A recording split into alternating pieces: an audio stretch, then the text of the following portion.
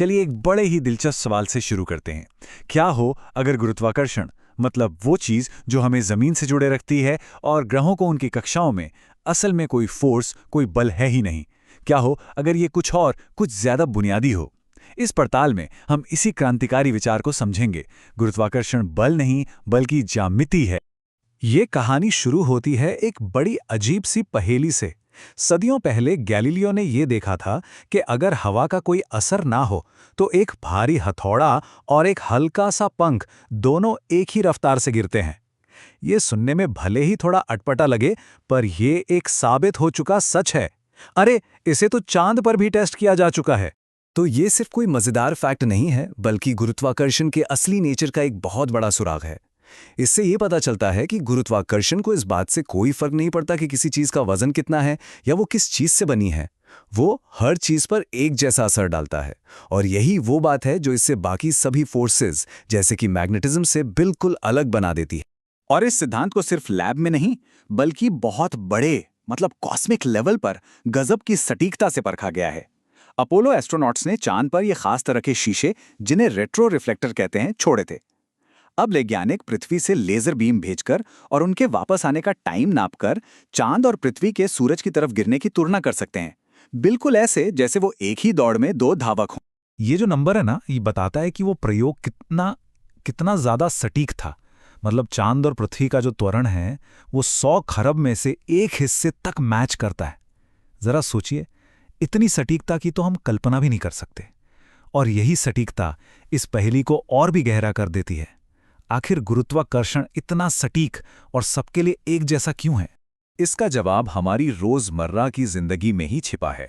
जब कोई गेंद फेंकी जाती है तो वो एक घुमावदार रास्ते पर चलती है। हम इसे गुरुत्वाकर्षण का खिंचाव कहते हैं। लेकिन आइंस्टाइन के हिसाब से ये कर्व एक बहुत गहरे ज्यामितीय सच को दिखा रहा है। गेंद को कोई खींच नहीं रहा, वो तो बस एक घुमावदार दुनिया में सबसे सीधा रास्ता ले रही है। उसे तो यही लगता है कि वो सीधा चल रही है, पर हमें उसका रास्ता टेढ़ा दिखाई देता है। तो अगर गेंद को खींचा नहीं जा रहा बल्कि वो एक मुड़े हुए रास्ते पर चल रही है, तो सवाल उठता है कि इस रास्ते को मोड़ कौन रहा है? और बस यहीं पर आइंस्टीन का वो क्रांतिकारी आइडिया सामने आता है। उन्होंने इस पहेली का एक ऐसा हल पेश किया जिसने स्पेस, टाइम और ग्रेविटी के बारे में हमारी सोच को हमेशा हमेशा के लिए बदल कर रख दी। आइंस्टाइन के इस आइडिया को समझने के लिए स्पेस टाइम को समझना बहुत जरूरी है। इसे एक 4 डायमेंशनल चादर जैसा सोचिए, जिसमें स्पेस की 3 डायमेंशन, लंबाई, चौड़ाई, ऊंचाई और टाइम की 1 डायमेंशन, ये सब एक साथ बुने हुए हैं। यही वो स्टेज है जिस पर ब्रह्मांड की सारी घटनाएं होती हैं। ये जो कोट है, ये इस पूरे आइडिया का सार बता देता है। पृथ्वी को सूरज खींच नहीं रहा है, नहीं, बल्कि सूरज का जो भारी भरकम मास है वो अपने चारों ओर स्पेस टाइम को ही मोड़ देता है, और पृथ्वी बस उसी मुड़े हुए स्पेस टाइम में सबसे सीधे रास्ते पर चलती चली जा रही है। ये स्लाइड इस बड़े वैचारिक बदलाव को बहुत अच्छे से दिखाती है।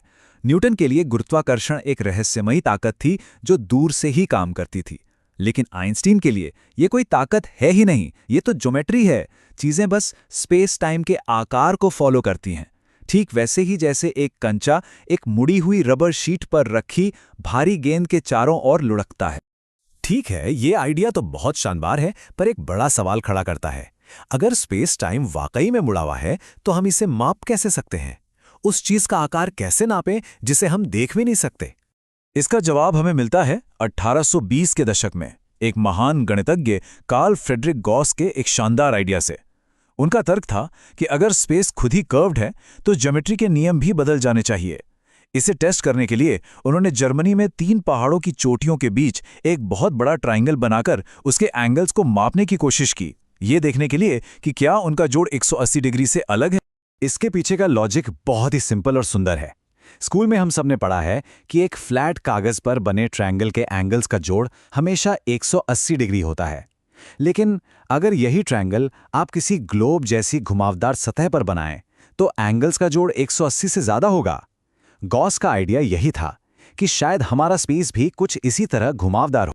खैर, उस जमाने के इंस्ट्रूमेंट से गॉस पृथ्वी के मास से होने वाले छोटे से बदलाव को तो नहीं नाप पाए, पर आज के एस्ट्रोनॉमर्स इसी सिद्धांत का इस्तेमाल कर रहे हैं पूरे ब्रह्मांड के लेवल पर।